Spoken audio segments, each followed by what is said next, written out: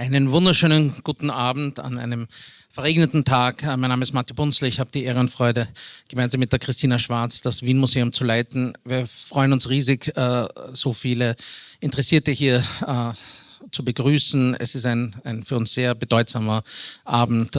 Timothy Snyder ist für mich der vielleicht wichtigste Historiker unserer Zeit und ja, ihm zuzuhören ist immer eine Freude und obwohl was er sagt ist meistens sehr traurig, aber es ist leider sehr überzeugend und brillant. Dieses Event machen wir zusammen mit unseren engen Kollegen und guten Freunden vom IWM, dem Institut für die Wissenschaft von Menschen. Was ihr macht, ist großartig, wirklich. Es ist seit vielen Jahren. Und Wien kann man gar nicht sich vorstellen, die intellektuelle Szene ohne euch. Und wir werden gemeinsam wieder beim Vienna Humanities Festival 2 Abende hier gemeinsam gestalten. Auch ein Partner ist das International Institute for Peace. Und da möchte ich mich ganz herzlich bedanken bei Stephanie Fenkart und dem Team. Und ich werde auch jetzt an die Stephanie weitergeben, die uns unseren Speaker vorstellen wird. Not that he needs an introduction, but we're in Vienna, so there will be one.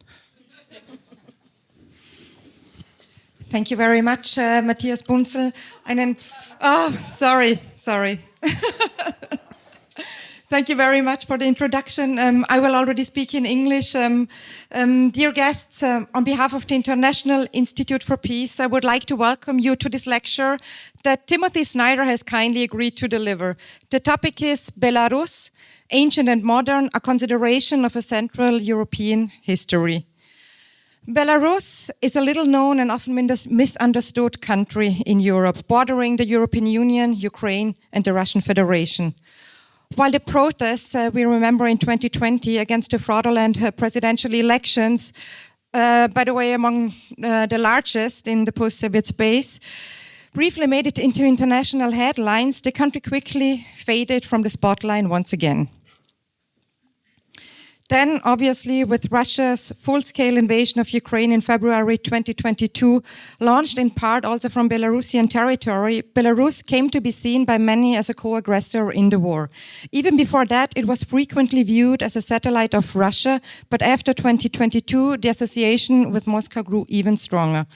While it is easy to recognize the current limits of Belarus' sovereignty and the question of legitimacy of the repressive nature of its political regime, one cannot deny the existence of a distinct Belarusian nation with its own history, identity, and vision for the future as an independent state. The story of Belarus begins long before the fall of the Soviet Union or even its formation. And I am glad that this lecture, Timothy Snyder will paint the Belarusian history in full color, showing us how Belarus came to be and what possibilities it has today to survive as a nation and a state during the hard times it is currently experiencing. It was already mentioned before, Professor Snyder barely needs an introduction. Very briefly though, most of you do know him as the leading American historian specializing in Central Europe, Ukraine, the Soviet Union, democracy, and recently also on freedom and authoritarianism. He holds the chair in Modern European History at the University of Toronto and is a permanent fellow at the Institute for Human Sciences in Vienna. The editor of 20 books translated into 40 languages, Professor Snyder has recently also received an honorary doctorate from the University of Oxford. But before we get started, thanks again to Wien Museum and Mr. Bunzl, and sorry again for the wrong introduction.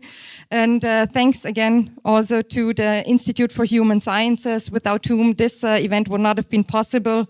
But now please join me in giving a warm welcome to Professor Snyder. The floor is yours.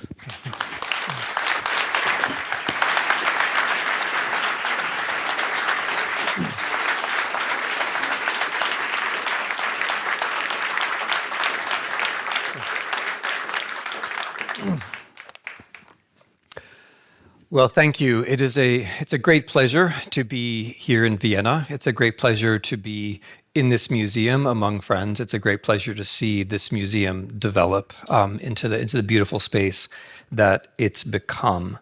And it's also a great pleasure to have the chance to try to think and speak a bit experimentally here about the history and perhaps the future of Belarus. Vienna is despite the general grimness and grumpiness of its population day to day, historically a city of political possibility, historically a city of political imagination, and historically a capital of a realm in which many nations, which were thought to be impossible, in fact came to be. So I can't think of a better place to consider the history of Belarus and to consider its possible futures. Vienna, as many of you will also know, is perhaps the center of the history of the study of nationality as such, whether we're speaking of the obscure topic of my doctoral dissertation, a Polish sociologist called Kazimierz Kallis-Kraus, or of the better-known sociologist, or rather anthropologist, Ernest Gellner. The whole discussion about whether the nation is something old or something new, something inherent or something constructed, something which has to do with the ancient or something which has to do with the modern, that whole discussion has largely taken place in Vienna, or has been about Vienna, or has been about these territories. So as we consider the question that Stephanie kindly raised about where Belarus comes from, how it starts, what it is, again, I can't think of a better place to do this than in Vienna. So let me start with that very basic question, which I'm now going to answer for you, so you will no longer have to be concerned with it.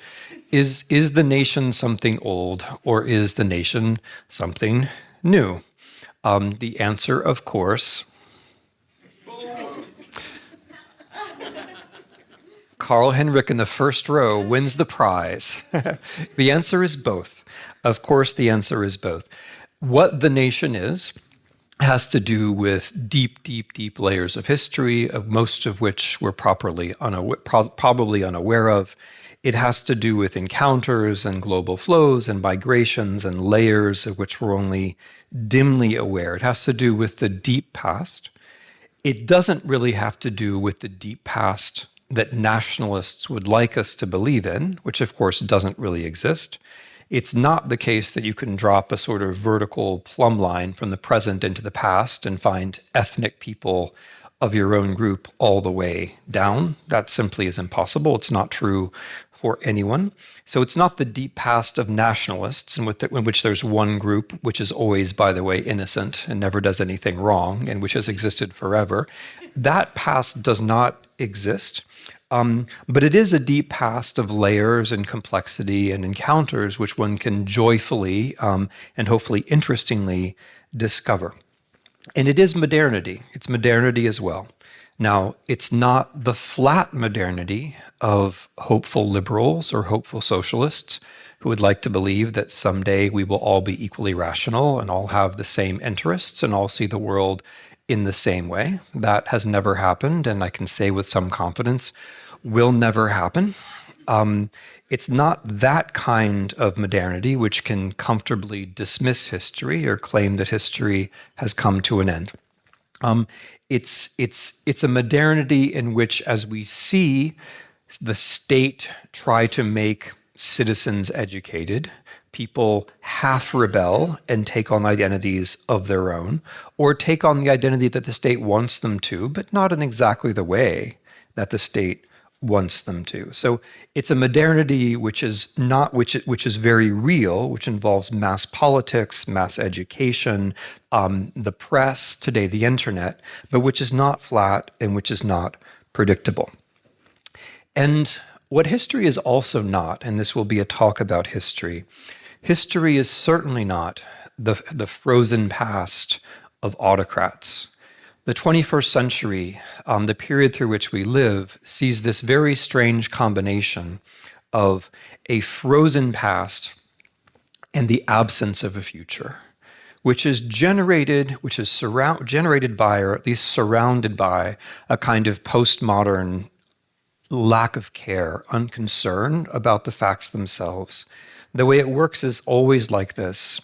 You take a moment in the past, you pick that moment, whether it's a baptism in the 10th century or whether it's a war in the middle of the 20th century, and you say, this was a moment of perfect innocence.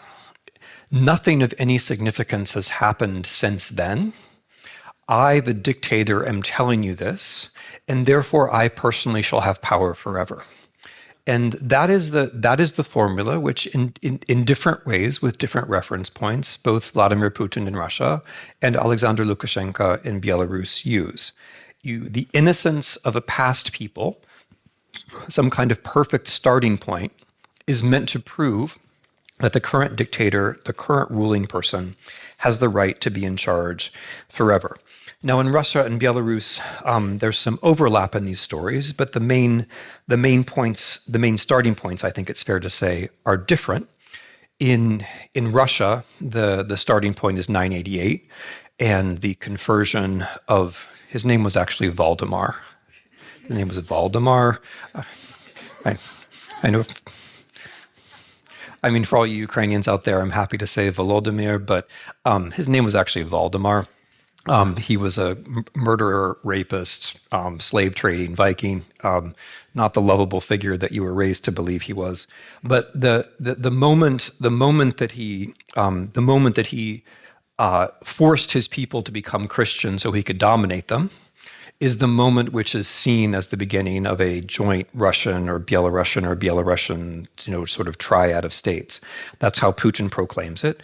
Lukashenko generally prefers 1939 or 1945, the Second World War, as a moment of complete Belarusian innocence or victimhood. But either way, that's not how history works. History includes complexity. It includes layers and layers.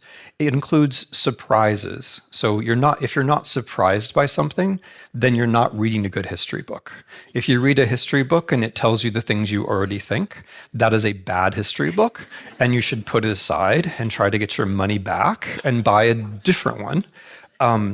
And also, if you're a historian or aspiring to be a historian, and your hypothesis about what happened in the past turns out to be true, that's not because you're a lucky genius. It's because you haven't done the research correctly, because your hypothesis will always turn out to be wrong in some important respect, and then you change your hypothesis and you keep trying and you keep working. And history, of course, also includes the principle of non-contradiction. It includes that we don't say things like, the moment that my country made an alliance with Nazi Germany is also the moment in which we proved we were against Nazism, which is the current Belarusian state ideology. And it also includes ethics. Ethics are a part of history, and that's one way the ethical commitments of the historian to objectivity, but also the ethical commitments of people in the past are part of the subject. And so in that way, history is quite different from a sort of nihilism which says we don't care what actually happened in the past. All we need is some memory story, some kind of politics of memory, which will make it easy to rule now. So what history is, as I see it, is as an accumulation of mostly non-national things. The nations start to come into focus in the 19th and the 20th century, and then the 21st, I would argue. By the way, it tends to be the nations that are newest, that focused most intensively on the ancient past, right? So Russia, which is very much a nation in formation, is therefore obsessively concerned with events that happened 1,000 years ago. In general, that's the way that things work. But most of the history which leads to the nation is not national, right? Just like, and I'm going to tell you something shocking about your lives, most of the history which led to you being you was not you, right? We may believe it's mostly about us, but it's not, right? It's mostly about many other people who are beside us or who came before us, and we may not perceive it all. With the nation, it's very similar. Nations tend to be self-centered and narcissistic, but the things that allowed them to happen came before or were on the side. And so the history of a nation is actually mostly non-national. It's mostly about things that happened before, layers and encounters. And then it's also the history of modernity, the history of centralization and attempts at conformity. It's the history of empires and capitalism and today digital capitalist empires and the reaction to those things. It's about the general or the attempt to make the general, but also the particular, the way the particular reacts to the general always. So today I'm going to try to talk about in a few steps, 4 or 5 steps, is the Belarusian particular. Now, Stephanie's introduction was too generous. I'm not going to be able to tell you everything about Belarusian history, why it was the way it was, and what's going to happen next. The most that I can do, I would say in the time that's allotted, but that's not the problem. The problem's not the time. The limit is me. The most that I can do is give you a few ideas about how I see the particularity of Belarusian history in that non-national period, and then also in the national period of the modern. So the first gambit here, the first effort that I want to make, is to suggest that Belarus is the place in European history where a couple of our major zones of ancient interest actually meet. That there's one place in history, actually there are probably several, but one place which is right in the center where one zone of fascination, which is the ancient Greek world, the Greek world of the 7th, 6th, 5th, 4th, 3rd centuries BC, and the Iron Age Viking world, the world of the 7th, 8th, 9th, 10th centuries AD. Those two zones, which are very important for our history, but I would also suggest extremely important for our imagination, also in contemporary culture, that Belarus is a place where those two moments actually overlap. So let me try to make that case first. The Greeks. So, and this, by the way, is a point that I want to make about history in general, that what we do sometimes when we pursue national history is we look for the things that only happen on a certain territory, and in that way we end up impoverishing the territory itself, because nothing only happens on your territory, unless you're America, of course. But nothing only, I appreciate the gradations of laughter, the different kinds of laughter that provoked. So nothing only ever happens on your territory. And so as you exclude the things that happen in other places as well, you end up with a sort of vacuum, right? And what's interesting about Belarus is that it's a place where many things overlap. And the overlappingness of it all can be what's interesting. There is no, in my view, there is no zone like Belarus, either in ancient or in modern history. But you can't make that claim without looking at the things that overlap. So the Greeks, let me just say a word about the ancient Greeks. When we think about them, when we think about the ancient Greeks, I'm just noticing now that there's no clock on the wall. There's just a beautiful view of the trees. And so there's just no constraint on how long I'm going to go on. When we think about the ancient Greeks, we think about Athens. We think about Athens as though it was a kind of self-contained zone where people, ideally in togas, had nothing to do but walk around and invent philosophy and mathematics and so on.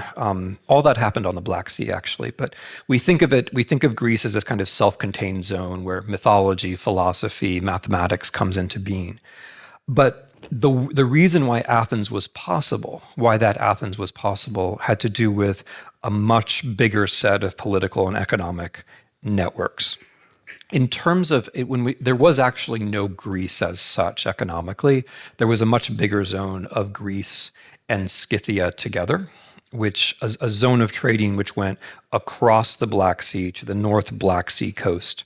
It was the grain, but also the slaves and many other commodities from the other side of the Black Sea, which kept Greece going.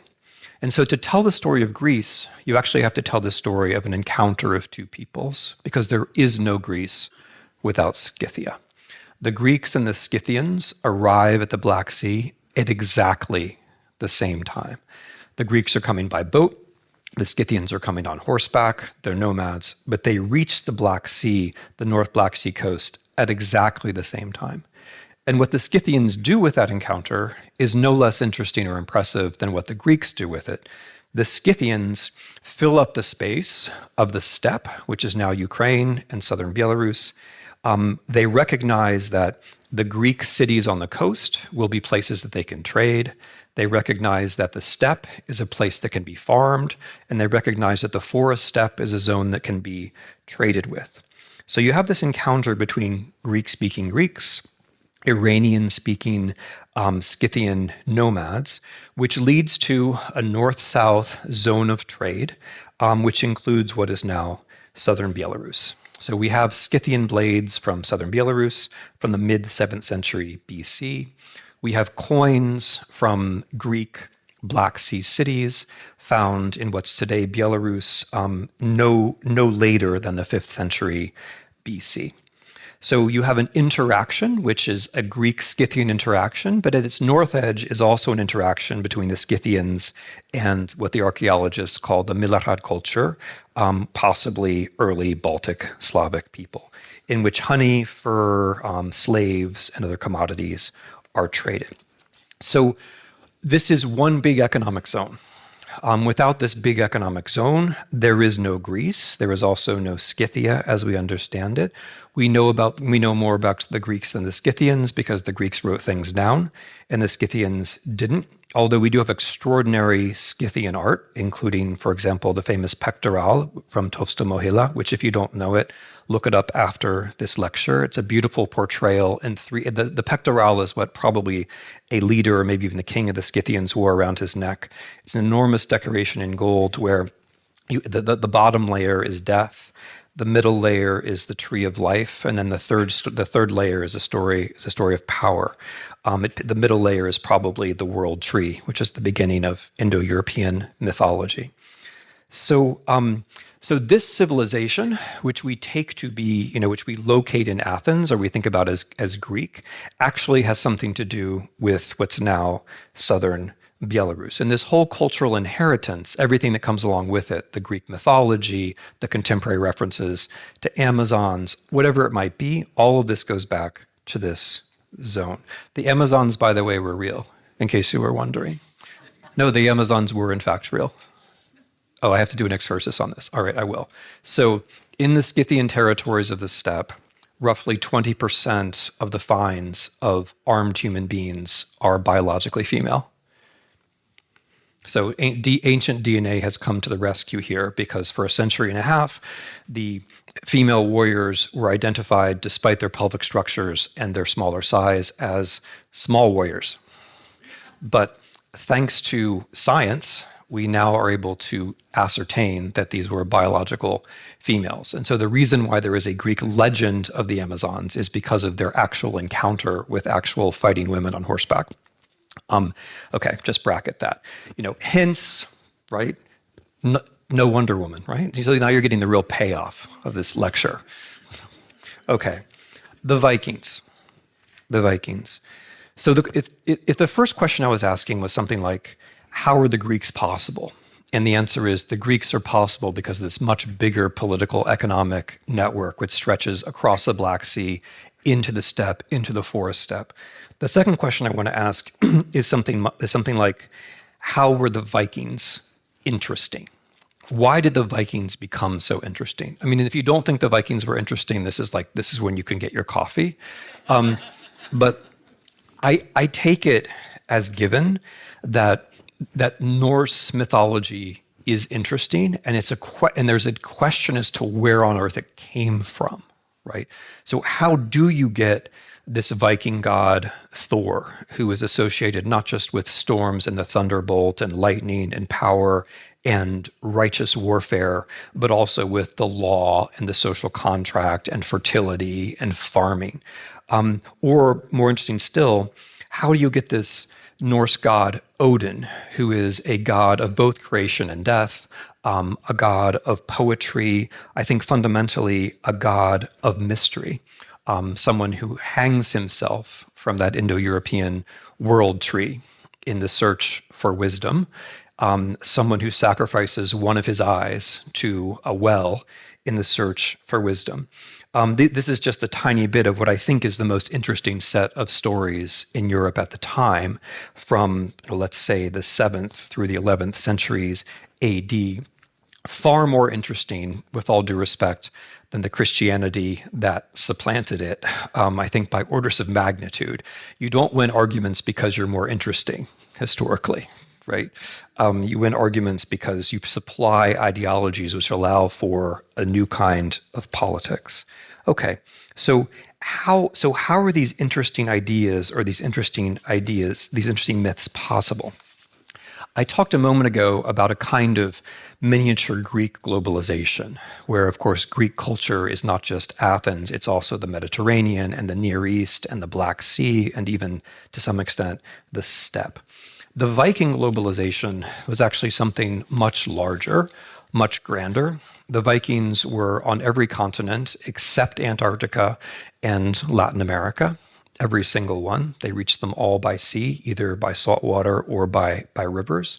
But as we are coming to understand, mostly thanks to the archaeologists who are doing splendid work in Poland and in Ukraine, it is that, and in the Baltic states, the most important route for the Vikings, economically, and as I'm about to claim, also ideologically, was what they called the East Way. The East Way. They were drawn to the east and then to the south, chiefly by the wealth of the Arabs, by what was then the dominant civilization of the time. They were drawn by Arab silver, for which they traded. The same kinds of commodities, by the way, a bit of honey, some furs, probably chiefly slaves. So the Viking Age actually begins, I think, with contact with Slavs in the southern Baltic. And then you see Vikings move, beginning in the 7th century and early 8th century, through the eastern Baltic, either through the Gulf of Finland or through the Gulf of Riga. Through the Gulf of Riga, as all the Belarusians here will know, you then pass through the Dvina River, which is today across northern Belarus, about 330 kilometers of it. And by way of these river passages, which the Vikings took for no short period of time, 400 or 500 years, we're talking about, by way of these northern passages, they were passing through lands that are inhabited by Balts, speakers of Baltic languages, speakers of Finnic languages, and of course, speakers of Slavic languages. For hundreds of years, they were passing through the Baltic states and what we now think of as the Baltic states, what we now think of as Belarus, as well as what we now think of as northeastern Russia. The famous route, the most famous route, the one that went to Byzantium, passed through Belarus. So anytime you're thinking of Vikings going from the Baltic Sea to the Black Sea, you have to remember that's the Dvina River. That requires going through northern Belarus.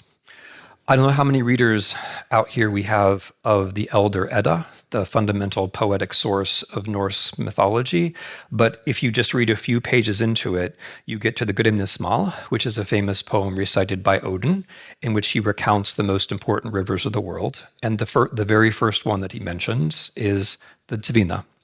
When Saxo Grammaticus writes his history of the origins of the Danish kingdom, he names an important Slavic warlord precisely after the Dvina River.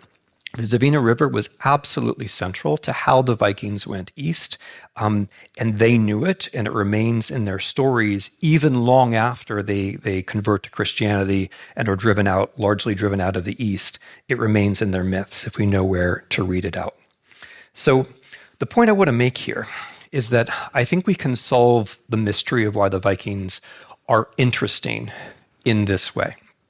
The Donar, the thunder god of the Germans, is a boring fellow. Some rocks knocked together, there's some lightning bolts, hooray. The Wotan of the Germans, he does have these night festivals where you hunt after dark, and that's maybe a little bit more interesting. But neither of these Germanic characters can possibly explain the complexity, the richness, the sophistication, the resonances of Thor and Odin and of Nordic mythology generally. I think the only way you get to that is by understanding that for roughly 500 years, the Scandinavians were going a Viking with Finns, with Balts, and with Slavs. Vikings were not ethnic Swedes. They were not ethnic anything in particular, and they brought together with them Balts and Slavs and Finns. By Finns, I also include Estonians here. And regardless of that, for roughly 500 years, they passed through again and again in these journeys that took weeks and months and required many stops, territories which were themselves still pagan, where other and perhaps more interesting pagan rituals and identities were being followed and existed. So just to give you an example, Donar, the German, boring Germanic, thunder god, becomes Thor, I think, because for hundreds of years, the Vikings are in contact with the Finnish Ukko, who's a much more interesting character. I would love to explain to you exactly how, I don't know, is it late enough in the day for this? But rather than knocking stones together, he has a much more interesting way, which is very appropriate for the history of the museum and Freud and all of that. He has a much more interesting way of bringing about the thunderstorm. I will just leave it at that. So you've all figured it out already. The interesting thing about it, though, is that he's on the bottom. Okay. Consider that. It's very 21st century of him. Or the Baltic Perkunas, right? The Baltic god of thunder, or the Slavic Perun.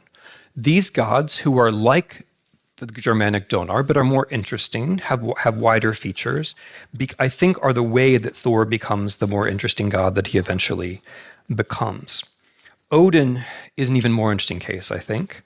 Odin, who is the god of both killing and journeys, the god of taking chances, the god who took a chance by hanging himself from a tree, who took a chance by sacrificing his own eye. Those ideas seem to come from nowhere until you learn something a bit about the religious context that the Vikings were passing through.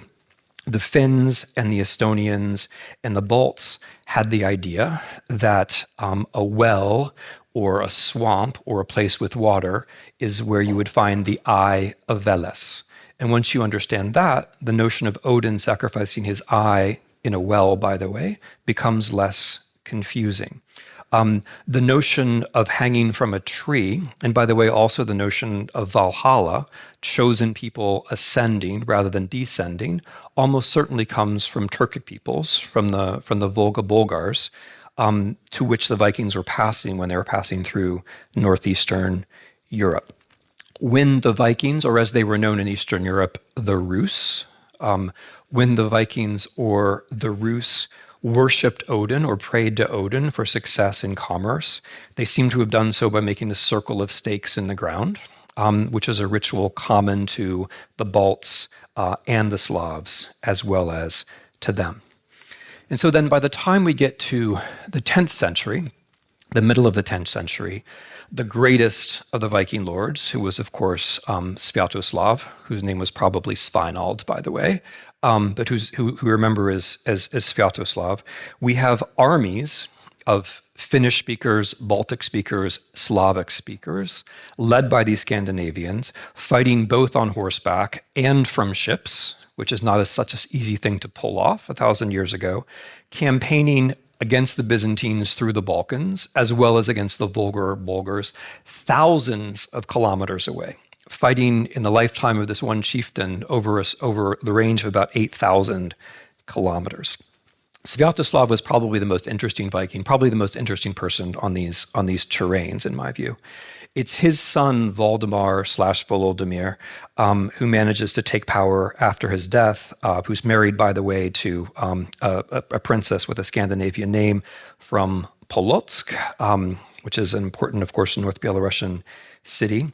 And it's through this character, Valdemar or Volodymyr or Vladimir, that the story returns to Greece, because as you will all know, as readers of the Chronicle of bygone times, when Vladimir, in this famous story of how he rejects Western Christianity, rejects Islam, rejects Judaism, accepts quote unquote Eastern Christianity from Greece, the question he asks it's an interesting question. He asks, supposedly Constantine, well, why did Jesus hang himself from a tree? And of course, Jesus didn't hang himself from a tree. That was Odin who hanged himself from a tree, which reminds you where this is all coming from and where it finally meets. And of course, the tree from which Odin hanged himself, Yggdrasil, was the world tree. the world tree of the Scythians, the world tree of the ancient Indo-Europeans. And so at that moment, it's the year 988, when Valdemar baptizes himself. It's not a moment of something new or fresh. The man, as I say, was a usurper and a murderer and a rapist, and not particularly morally approvable.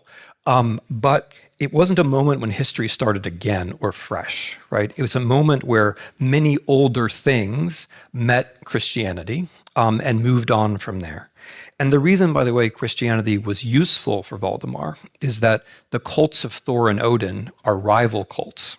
They're cults of predictability versus unpredictability. Thor is the cult of the farmer. Odin is the cult of the adventurer. The only way to get to a centralized state is to have a single god. And so hence the attraction. Okay. So, and again, if the Vikings become interesting, if Thor becomes Thor and Odin becomes Odin because of the Dvina River and this long encounter with Finns and Balts and Slavs, that also has huge implications for our own contemporary culture. Insofar as we think Norse mythology is interesting, or insofar as we're willing to admit that we've gone to see Marvel movies which have Thor in them, right? Thank you for being the one person here in the second row who admits it. I know there are many more of you. You win the second prize. Carl Henrik won the first prize. You win second prize. But this, regardless of whether you watch the movies or not, these images of Thor and Odin and the other Norse gods play an immense role in our culture. And so insofar as we accept that, we're also accepting that this encounter matters a lot.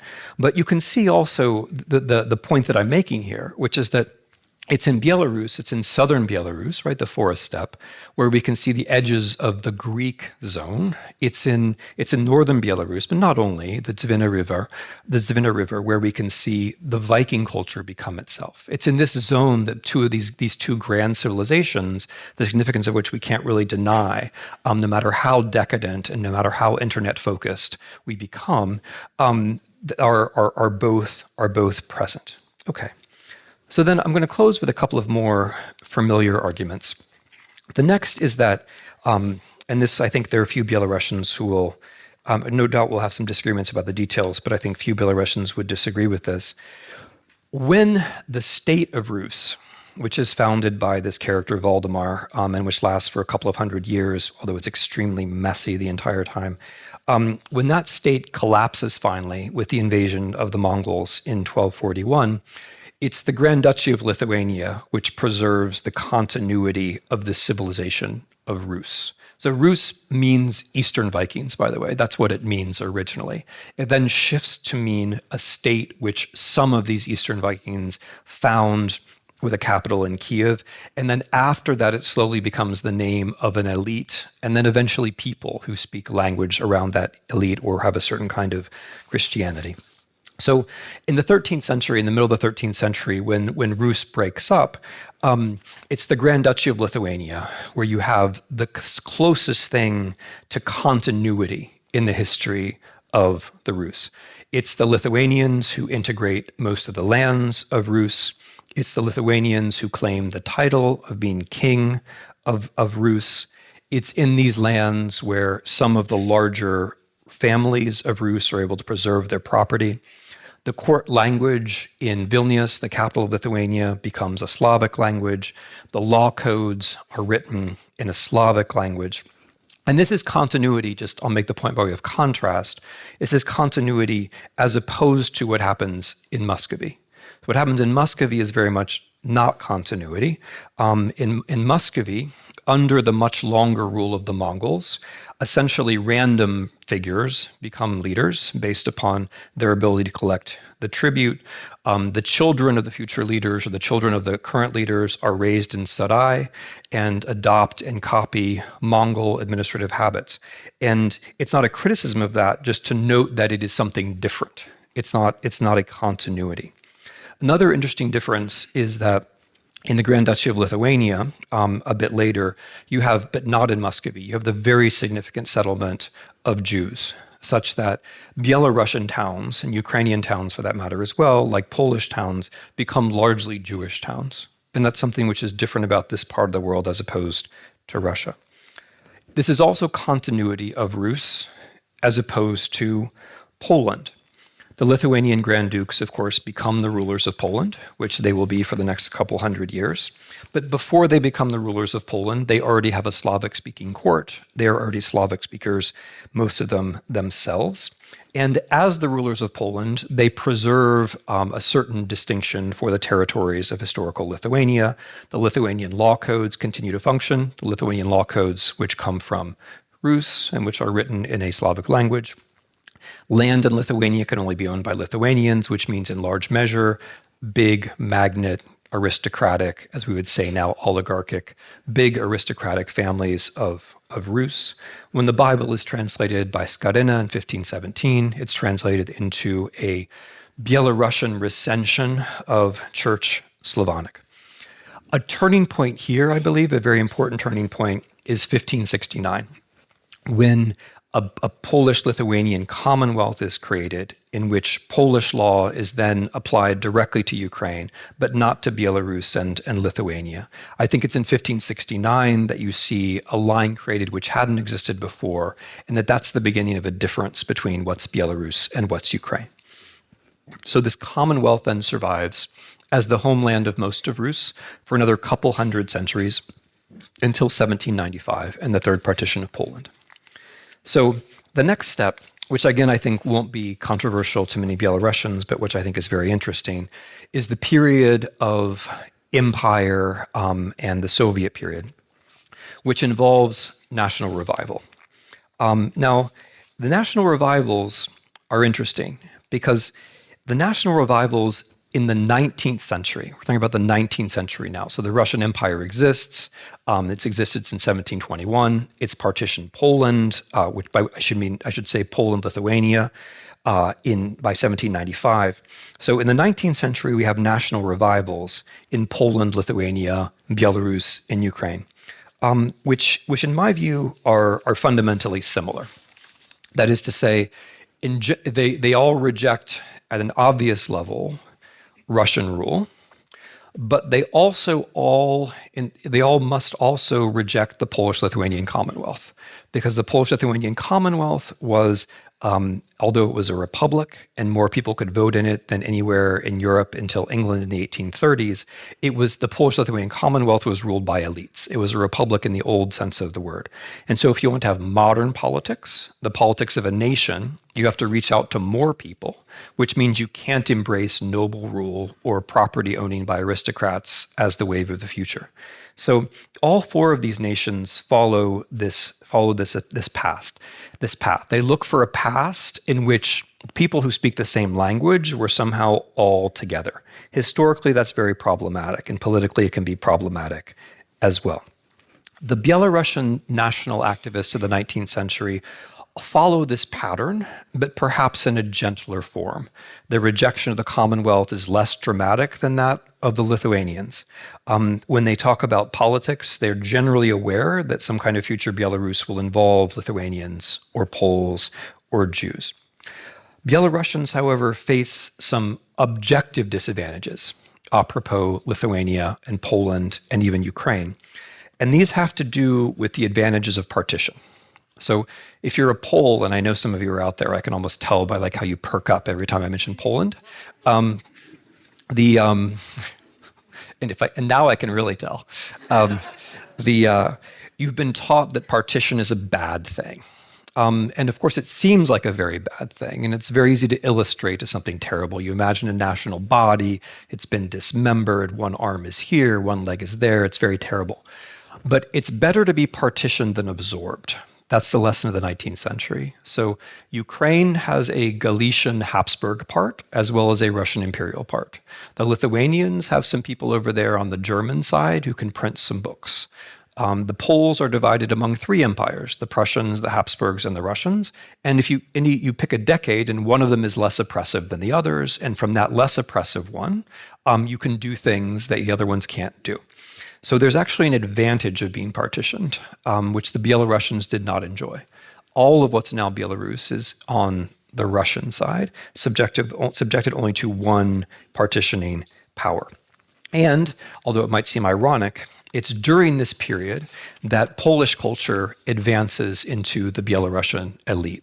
Not just the Polish period, but also the Russian period is a period of Polish advance in high culture. And then in the 20th century, the Belarusian national movement also faces quite substantial objective disadvantages. In the 1920s and 1930s, to be sure, Belarus is partitioned. The western bits are in Poland, and the central and eastern bits are in the Soviet Union. But Poland pursues a pretty consistently oppressive policy vis-a-vis Belarusian culture. Much more oppressive, by the way, than vis-a-vis Ukrainian culture, where there are important moments of actually encouraging Ukrainian culture inside Poland. It's also the case that whereas many national movements, the Czechs, for example, with Prague, or the Hungarians with Budapest, or the Poles, for that matter, with Warsaw, many national movements are able to incorporate what they regard as their largest and most important city. For Belarusians, that city was Vilnius. And although one could have a whole lecture about the justice or injustice of this, it's just a matter of fact that in losing Vilnius to Lithuania, the Belarusian national movement was losing something very important during the First World War, after the First World War, and then inside the Soviet Union, where Soviet leaders, by the way, considered it both ways, but ended up giving Lithuania, letting Lithuania have Vilnius after the First World War, and then in 1939. So and then we have the very special, and again, all Belarusians here or people from Belarus will understand this, the very special experience of Belarus inside the Soviet Union. And here I want to enunciate another general principle of history, at least something worth considering as a hypothesis. Often the less we know about something, the more important it is, rather than the other way around. Often we know about things because some institution has been successful and therefore has a very good propaganda department or education ministry or whatever you choose to call it. But the things from the past which reach us are not reaching us because of their significance. They're reaching us because of subsequent generations' institutional capability to project them, which is something quite different, right? So the center of the horror of the Second World War is Belarus, I think objectively without question. And yet that is not the reference that almost anyone would find when asked the question of where the center of horror would be. And that horror begins after an age of terror in the Soviet Union, 1937 and 1938, when the flower of the Belarusian intelligentsia is murdered. Then the Soviet Union allies with Nazi Germany in 1939, which brings German force, the German army, right up to the edge of what is Belarus, Soviet Belarus, so that when the German invasion begins, it can roll right through Belarus, which is the main invasion route. I can't tell the whole history of the occupation. You all have a sense, I'm sure, of how horrible it was. But in terms of the regions of the Soviet Union, and for that matter of Europe, the Belarusian SSSR had the highest fatality rates anywhere, not just in the USSR, but in all of Europe. And Belarusians as a people, as counted by the Soviet census, suffer more than anyone else except for the Jews. So it's and Belarus is the center of crimes that we know of and crimes that we may not know of. It's the center of the Holocaust. It's a center of the Holocaust by bullets. It's also a center of the starvation of Soviet prisoners of war, which is much less familiar.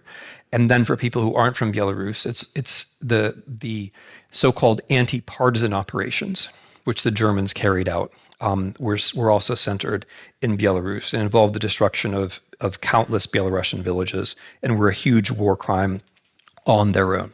So that was, so the Second World War has this horrifying effect on many nations of destroying minority populations. In the case of the Belarus, that would be most significantly the Jews.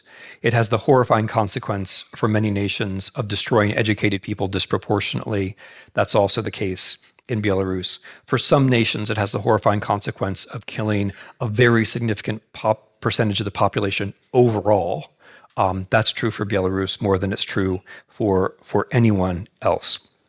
And of course, The irony of all of this, and now I'm moving in closing to how we think about history and how history is thought of by the present regime, or how the present regime invites us to think about history.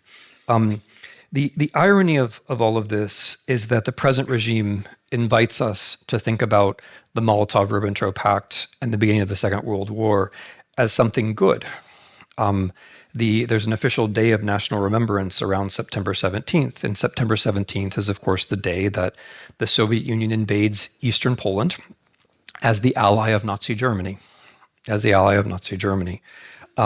It's, of course, that's the day when territories which are now Belarusian, not notionally join the Belarusian Soviet Socialist Republic, just as with Ukraine, it's the same with Western Ukraine. But the deeper reality, or let's say a reality which can't be overlooked, is that's also the day when the Soviet-Nazi military alliance is realized. After the Soviets carry out that march, they meet the Germans and they carry out a joint victory march. And this isn't just symbolic. This is a central event of the 20th century. It is very hard to imagine how the Second World War could have happened in anything like the form that it did happen without the Soviet-German alliance. Had the Soviet Union not chosen to ally with Germany, had it done nothing, it's very hard to see how Germany could have taken all the territory that it did. The alliance with Nazi Germany was probably the single worst thing that could have happened to Europe at that moment. But the irony here, given Belarusian memory laws, which require you, so the things I've just said would lead to a prison sentence in Belarus, Russia too, for that matter. But the irony of all of this is the Molotov-Ribbentrop Pact was the single worst thing that could have been done to Belarus itself, because the Molotov-Ribbentrop Pact uniquely created the situation in which the German army was already in ethnic Belarusian territories inside Poland. It created a situation in which the German army could invade central Belarus in the first days of the war. It created a situation in which Stalin wrongly did not understand that Germany was about to invade. In other words, the day that is now celebrated as a day of national unity in Belarus in the Lukashenko regime is probably the single worst thing that possibly could have happened to the Belarusian nation, but also to all the peoples who lived in Belarus. The Molotov-Ribbentrop Pact is also the factor which makes it possible for us to understand the Holocaust. It's in that Molotov-Ribbentrop zone where that the Holocaust actually begins. And of course, this is another nihilistic irony about contemporary Belarusian memory policy, where we are required to remember a genocide of the Belarusian people, but precisely in order not to remember the mass killing of the Jews. That's the point of the whole operation. So there's a deep irony here, which is that, and it's an irony which points to this kind of 21st century postmodern nihilism, that the people who behave like Nazis are the ones who get to call the opposition Nazis. And you commemorate an alliance with Nazis in the name of claiming that you're rejecting them. The result being that you end up with a Verharmlosung, you end up with a trivialization of what Nazi Germany actually is, and you end up with a complete contradiction, you end up with a complete illogic at the center of what is supposed to be your nation's memory. So with Russia, and I'll close with this reference to the Russo-Ukrainian War. With Russia, of course, the moment is not 1939, although that matters. The moment is 988, and this baptism of Valdemar. The idea that Russia, Belarus, and Ukraine in 988 were somehow formed into an eternally changeless national union at that moment when Valdemar converted. It's not just that it's wrong.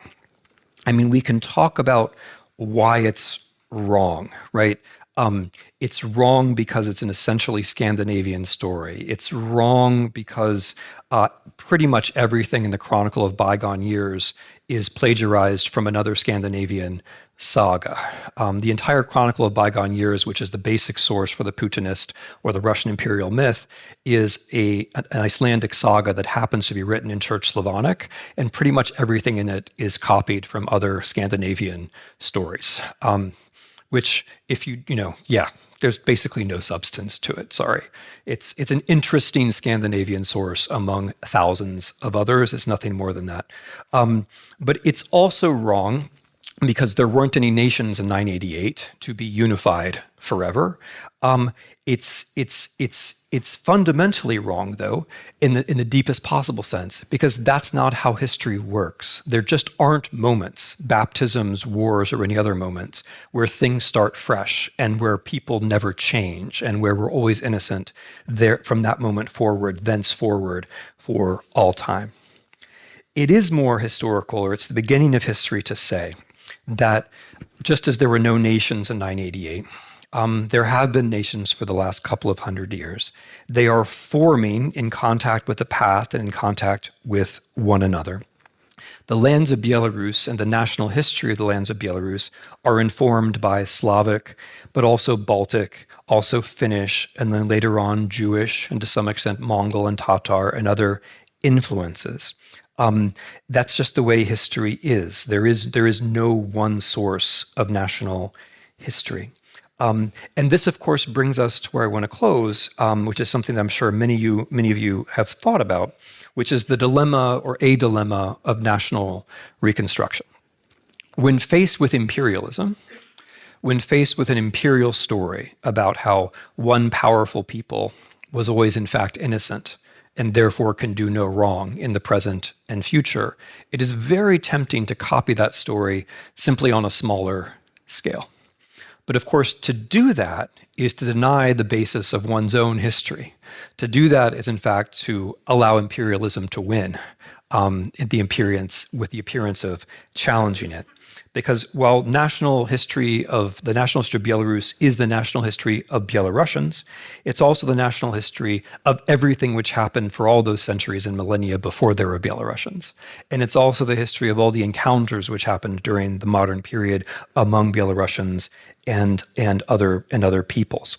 And it does give me hope that when I contemplate the Belarusians I know, and I'm very happy to have friends among people who are exiled, when I think about the protests of 5 years ago, what I experience mostly is an acceptance of this sense of plurality and historical experimentation and difference, not as something negative, but as something positive. And that's important because fundamentally, the reason why empires, these postmodern empires, the reason why Russia, the reason why Lukashenko for that matter, the reason why they deny the complexity and the blurriness and the layers of the past is to remove the possibility of a future which has complexity and layers and encounters, which is the only kind of future which can possibly be democratic. So getting history right, or accepting that history is interesting and a discovery and an experiment and unpredictable,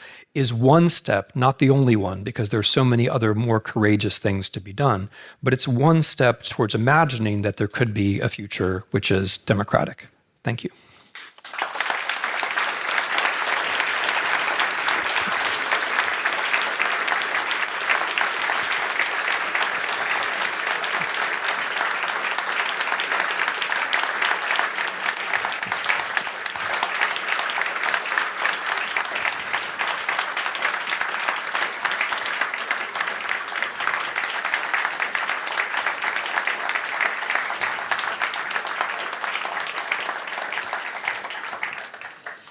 Thank you. Thank you so much. I think I said in the beginning, Belarus is a country which is little understood and it is very complex. So I think you definitely and absolutely managed to give us some idea about this long history, about what national identity could maybe mean and how long it is actually going on. We agreed that we still would have time for a couple of brief questions. And I just take the opportunity while you are still thinking about having a very good and important question related to the topic, which was just discussed.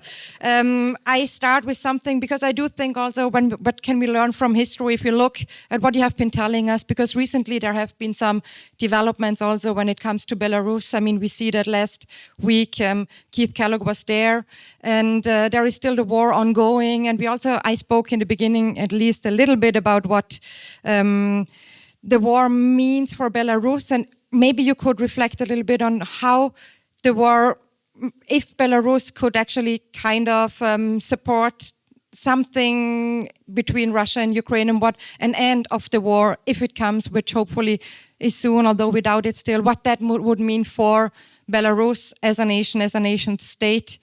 And please, I know it's a tough question, but the floor is yours, and then we still have a couple of minutes for questions from the audience. Okay, I'll comment on that without being able to satisfactorily answer it. The first thing I would say is that the official Belarusian support of the war and the participation of the Belarusian state in this war, I mean, allowing Russian troops to invade through Belarus, which is a very striking thing to have done, marks perhaps the clearest possible separation, or one of the clearest possible separations between regime and people. This is not, of course, a popular war in Belarus, but it creates an opportunity, or it forces Lukashenko into a situation where he had to identify closely with a Russian policy, which he'd generally been pretty good at not doing, right? I mean, he was a Russifier culturally, but the war in Ukraine, in a way, forced his hand. It wasn't very long before that, after all, that the Lukashenko regime was arresting Russian special forces inside Belarus, right?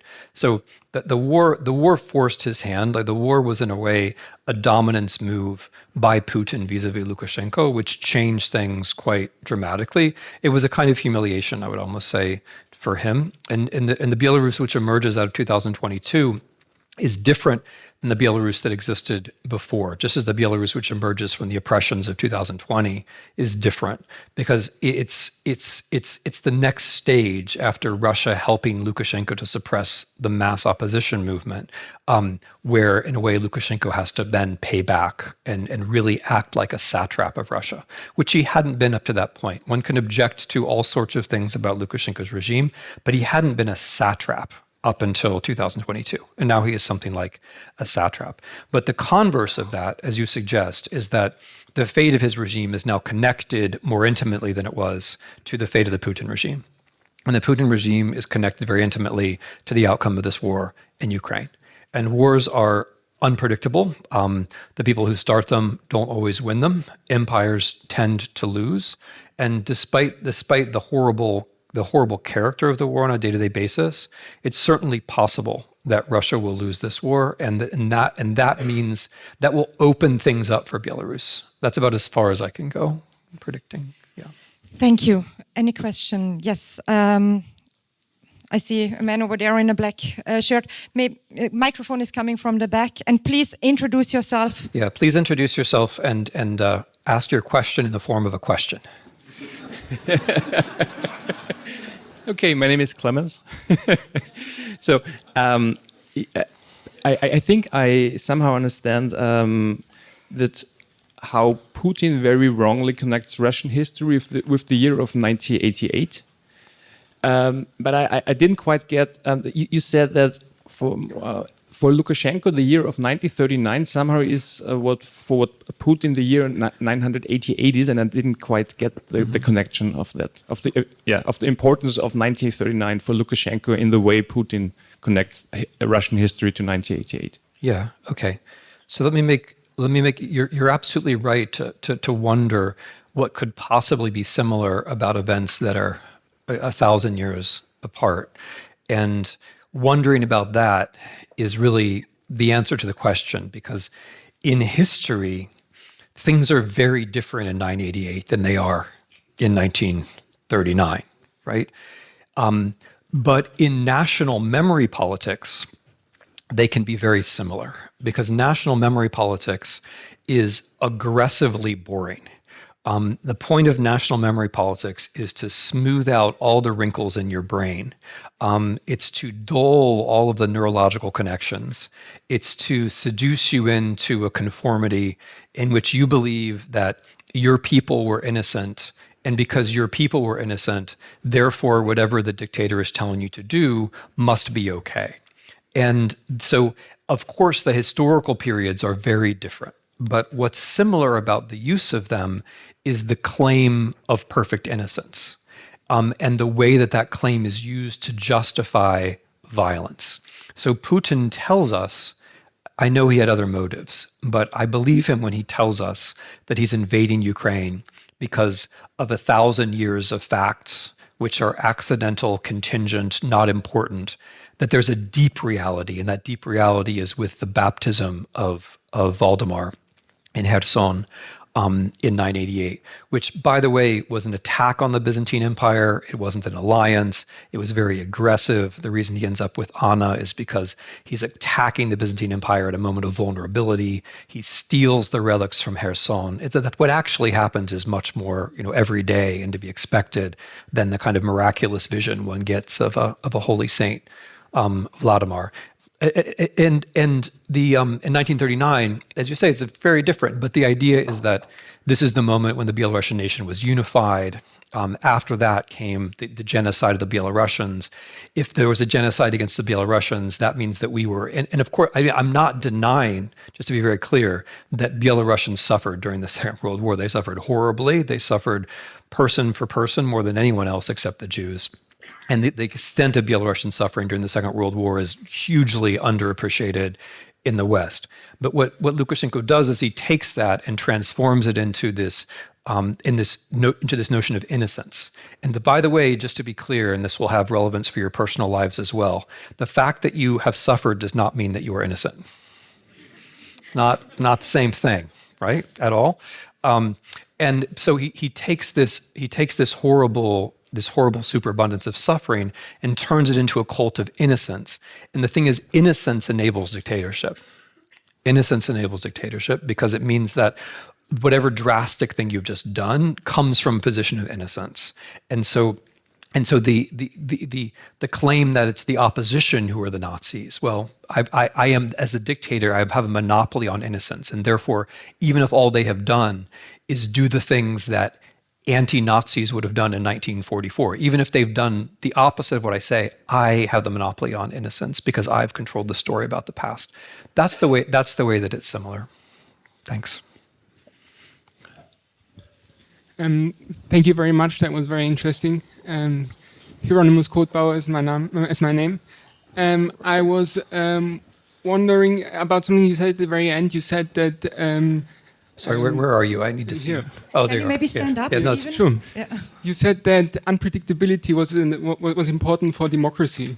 So I was wondering, there's lots of people now worrying that digitalization and algorithmically based search is sort of ending unpredictability and also serendipitous discovery. So I was wondering what your thought is about that. Thank you. Yeah, thank you for that question. I am deeply concerned about that, and I wrote a very long, eccentric essay about that for Eurozine and for the New York Review of Books. And I wrote in my new book Unfreedom, I have a chapter, the second chapter of the book, which is precisely about this problem, because I take your premise. I agree with you. What is the technical description of why democracy works is that we all have interests, and democracy and law provide a framework for those interests to be variously considered. And there's something to that. And then the Weberian justification of democracy is that it's a way to keep a state going, which isn't necessarily based on charisma, right? And that's fine too, I agree with that.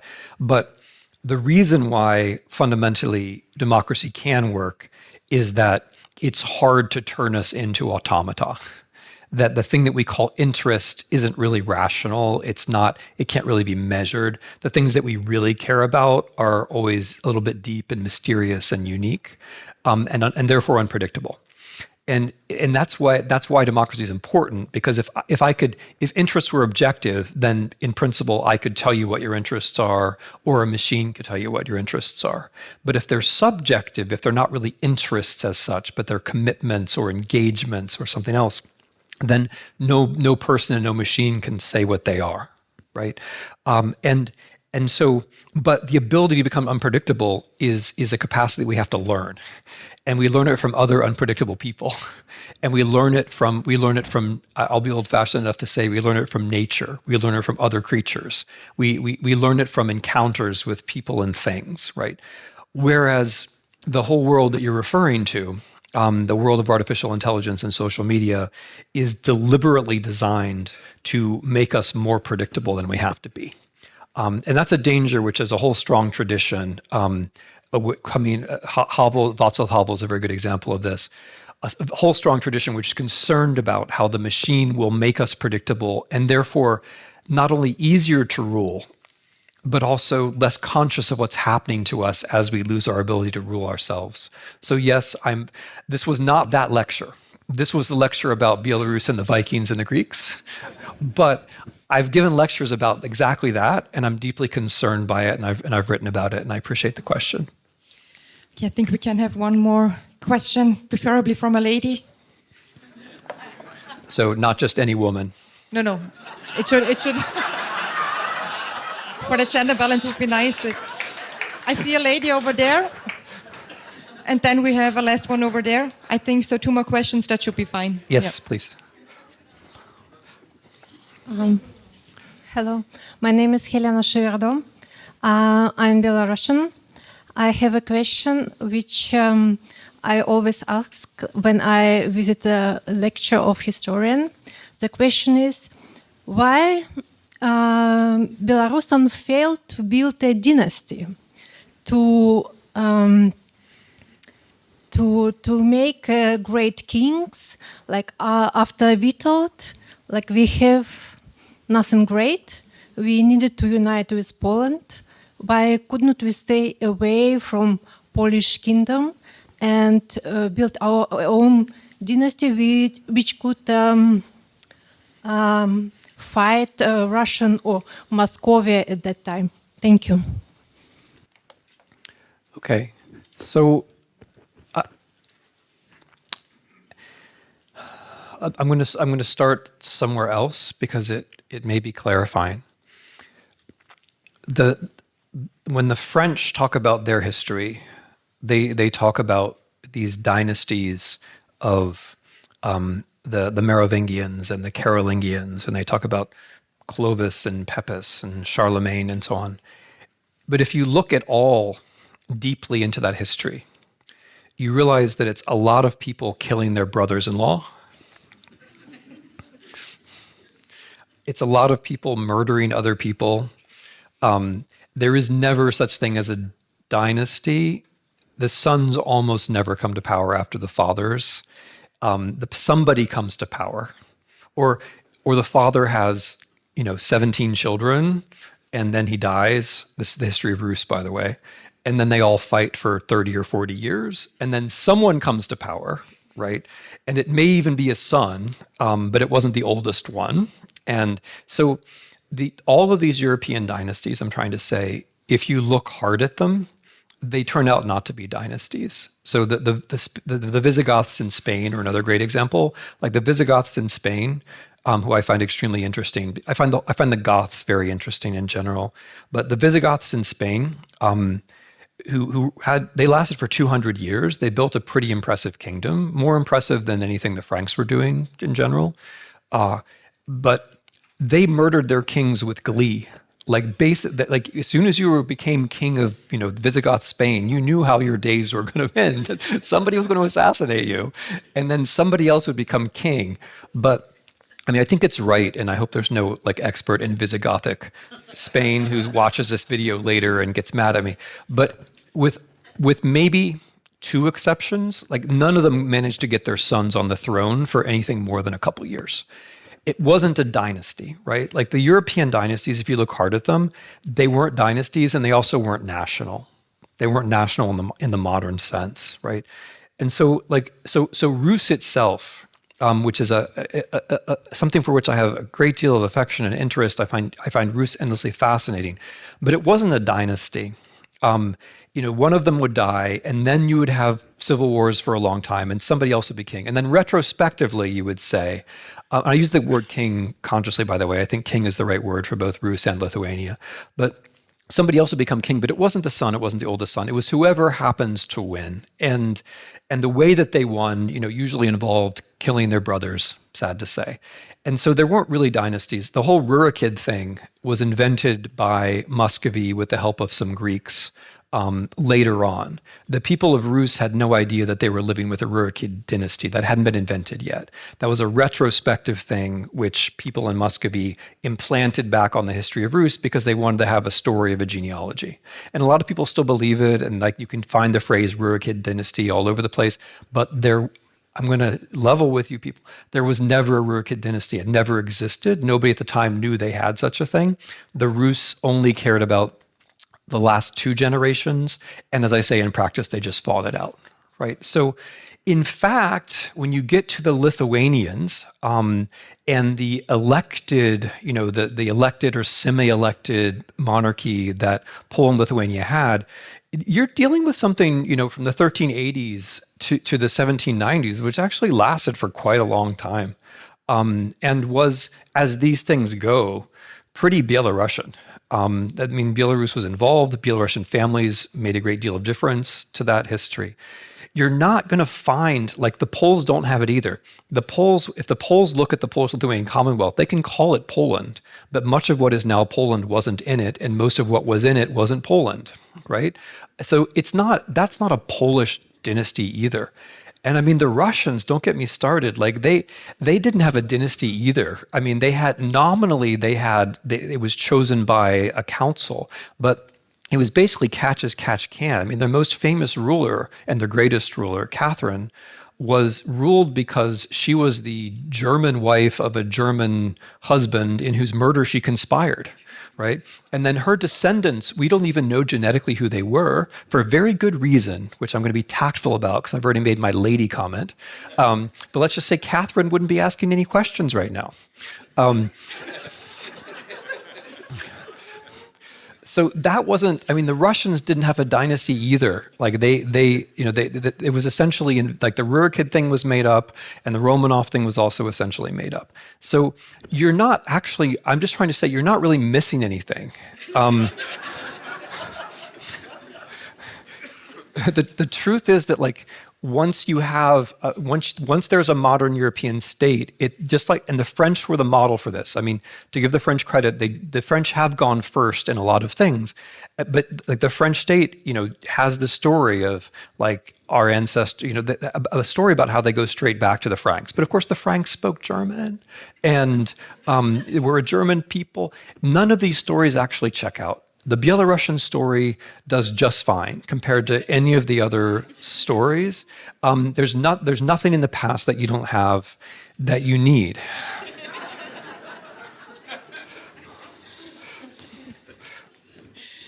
Can we end there? I like that answer. Yeah. Thank you.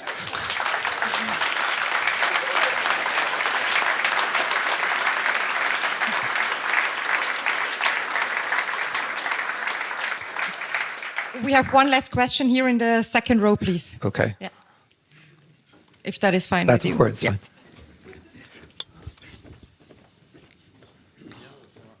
Fine. Gerhard Zeller, Austrian Foreign Ministry. Thank you very much for the very interesting lecture. You mentioned this moment of big humiliation that Lukashenko had in 22 when he had to allow Putin using the territory for the invasion. In the last 30 years, the strategy towards Lukashenko actually oscillated between isolation and some kind of engagement. So I know you're a historian, but what would you see as then the best strategy? As we have on the one side the more or less complete political isolation, and then suddenly some kind of US engagement, even if it is nominally only for humanitarian purposes. Do you see there any dehumiliation that can last more, or just an exchange of one visit to a number of prisoners? Thank you. Yeah, these are difficult judgments. And I tried really hard in this paper to concentrate on what I think is the most important thing we can do in the West, actually, which is to change the way that we think about Belarus. So the story that, so the thing that I talked about is one of many ways one could talk about Belarus, but the crucial thing is to think of it as a rich, interesting, unpredictable place, like other rich, interesting, unpredictable places, like Austria, for example. Very rich, very unpredictable. The whole thing of like coming out of a 17-year occupation with a national identity, very clever, very good. Innocence, also a big theme, right? The fact that there's we're in Austria and it's like we take it for granted, but that there is this particular Alpine Republic was not given by history, right? It's a result of a lot of contacts, some very clever diplomatic moves at certain moments, and some stories. So, I'm not going to dodge your question completely, but what I'm going to say is that I think our main responsibility in the West is to help Belarusians in exile tell historical, literary, and philosophical stories. I think the best thing we can do is to, not even in a direct way, I for a few moments in this talk, I directly talked about the Belarusian official memory politics. But it's not even so much about that. It's more, because there is something specifically horrible, I think, about celebrating an alliance with Nazis in the name of opposing them. But more in the creative sense of financing publications, financing the history of Belarus, because it's that matrix of understanding cultures, which ultimately, I think, fundamentally guides how politics turns out, more than the momentary engagement or non-engagement of leaders does. So, I think with Lukashenko, it's fine to do what the Americans and the Germans did in a different era in the 70s and 80s with the Soviet Union. Just remembering that the thing that you have to make sure that you're actually getting something in return. Because Lukashenko is smart, and in some ways he's smarter than we are, and he's been playing this game for a long time. So you want to make sure that, as the Americans in fact did when they re-engaged with Poland in the early 80s, you want to make sense that you're getting something significant in return. Well, that's as close as I can come. Thank you so much. I think we can give you another round of applause. And